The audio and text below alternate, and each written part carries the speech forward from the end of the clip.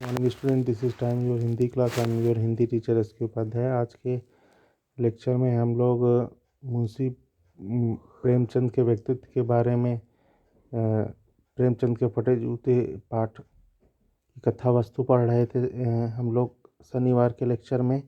आज उसी कथा वस्तु को आगे पढ़ेंगे और उससे संबंधित बोधात्मक प्रश्नों को करेंगे।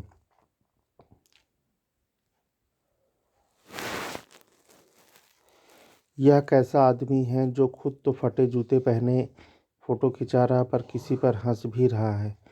फ़ोटो ही खिंचाना था तो ठीक जूते पहन लेते या ना खिंचाते, ऐसा लेखक का विचार था। फ़ोटो ना खिंचाने से क्या बिगड़ता था? शायद पत्नी का आग्रह रहा हो और तुम अच्छा चल भाई कहकर बैठ गए होगे, मगर यह कितनी बड़ी ट्रेजेडी है कि आदमी के पास फ़ोटो खिंचाने का भी जूता ना हो। समाज के लेखक को पहले लगा कि हो सकता है कि इनके पास कोई दूसरा कपड़ा ना हो, इस कारण से ये खिंचा रहे हैं, इनकी मजबूरी हो, जूता ना हो।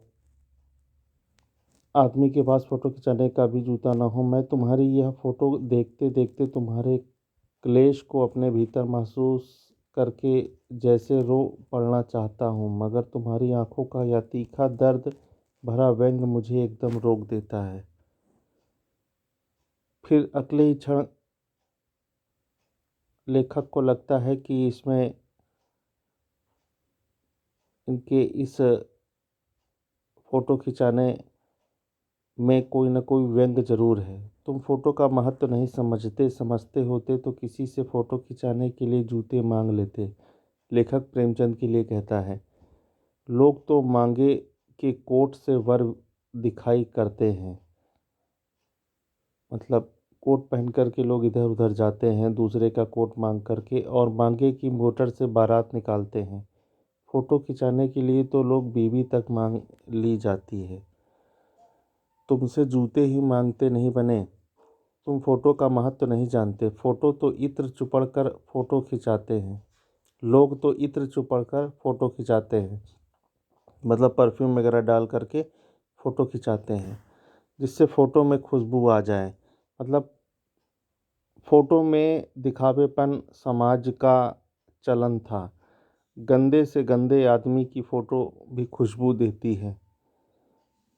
टोपी 8 आने में मिल जाती है और जूते उस ज़माने में भी 5 रुपए से कम में क्या मिलते होंगे। मतलब जूते की कीमत ज़्यादा थी टोपी से। जूता हमेशा टोपी से कीमती रहा है। अब तो जूते की कीमत और बढ़ गई है और एक जूते पर 2500 टोपियाँ न्यौछावर होती हैं। मतलब एक जूते के मूल्य 2500 टोपियों के बराबर होता है। तुम भी जूते और टोपी के अनुपातिक मूल्य के मारे हुए थे। यह विडंबना मुझे इतनी तीव्रता से पहले कभी नहीं चुभी जितनी आज चुभ रही है। जब मैं तुम्हारा फटा जूता देख रहा हूँ। तुम महान कथाकार, उपन्यास सम्राट, युग प्रवर्तक जाने क्या क्या कहलाते थे, मगर फ़ोटो में भी तुम्हारा जूता फटा हुआ है। मेरा जूता भी कोई अच्छा नहीं है। लेखक अपने जूते के बारे में बता रहा है। यूँ ऊपर से अच्छा दिखता है, अंगुली बाहर नहीं निकलती, पर अंगूठे के नीचे तला फटा हुआ है। अंगूठा ज़मीन से घिसता है और पैनी मिट्टी पर कभी रगड़ खाकर लहूलुहान भी हो जाता है। पूरा तला गिर जाएगा, पूरा पंजा छिल जाएगा, मगर अंगुली बाहर नहीं दिखेगी। तुम्हारी अंगुली दिखती है पर पाँव सुरक्षित है। मेरी अंगुली ढकी है पर पाँव नीचे, पंजा नीचे घिस रहा है। तुम पर्दे का महत्व ही नहीं जानते। हम पर्दे पर कुर्बान हो रहे हैं। लेखक अपने ऊपर कह रहा है कि हम पर्दे के पीछे कुर्बान हो रहे हैं और तुम्हें पर्दे का कोई महत्व ही नहीं मालूम है। तुम फटा जूता बड़े ठाठ से पहने हो। मैं ऐसे ऐसे नहीं पहन सकता। फ़ोटो तो ज़िंदगी भर इस तरह नहीं खिंचाऊँ, चाहे कोई जीवनी बिना फ़ोटो के ही छाप दे। लेखक जो है प्रेमचंद के ऊपर कटाक्ष करता है कि इस स्थिति में तो मैं फ़ोटो कभी भी न खिंचाऊँ। थैंक यू स्टूडेंट, आज के लेक्चर में इतना ही रखते हैं। कल के लेक्चर में फिर और आगे करेंगे।